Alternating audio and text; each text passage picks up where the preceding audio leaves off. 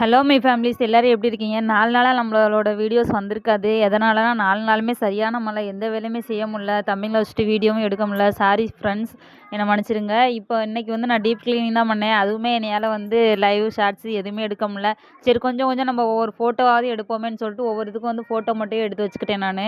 ஃபுல்லாக இது ஒட்டரை அடிச்சதுக்கப்புறம் அந்த வீடு நான் வந்து ஓட்டு வீட்டில் தானே இருக்கேன். பார்த்துக்கோங்க, எனக்கு ஃபுல்லாக ஒட்டரை அடிச்சேன்னா எனக்கு நிம்மதியே. ஃபஸ்ட்டு ஹாலு, அடுத்தது கிச்சனு. ஏன்னா மழை பெஞ்சிக்கிட்டே இருந்தனால வீட்டுக்குள்ளே கட்டில் 2யும் போட்டு வச்சுட்டு துணியெல்லாம் மூட்டை கட்டி வச்சுட்டு ஃபஸ்ட்டு ரூமெல்லாம் ஃபுல்லாக அடித்து முடிச்சிட்டேன். அதுக்கப்புறமேட்டுக்கு அந்த ரூம் ஃபுல்லாக க்ளீன் பண்ணதுக்கப்புறம் கிச்சன் ஜாமான்லாம் எடுத்துகிட்டு வந்து கட்டில் மேலே வச்சுட்டு அதை பெட்ஷீட் போட்டு மூடிட்டு அதுக்கப்புறமேட்டுக்கு கிச்சனை க்ளீன் பண்ணிட்டு அதுக்கப்புறம் முன்னாடி க்ளீன் பண்ணிகிட்டு இருந்தேன். இப்படி தான் வேலை ஓடிச்சு. மழை இன்னும் விடவே இல்லை. காலையில் வந்து 8:00க்கு ஆரம்பித்தேன்.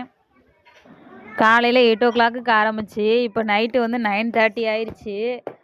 இன்னமும் எனக்கு வேலை முடியவே இல்லை. வேலை ஓடிக்கிட்டே தான் இருக்குது. ஏன்னா ஒரே ஆளாக செய்கிறதுனால எதுவுமே பண்ண முடியல 2 பசங்களையும் வச்சுக்கிட்டு.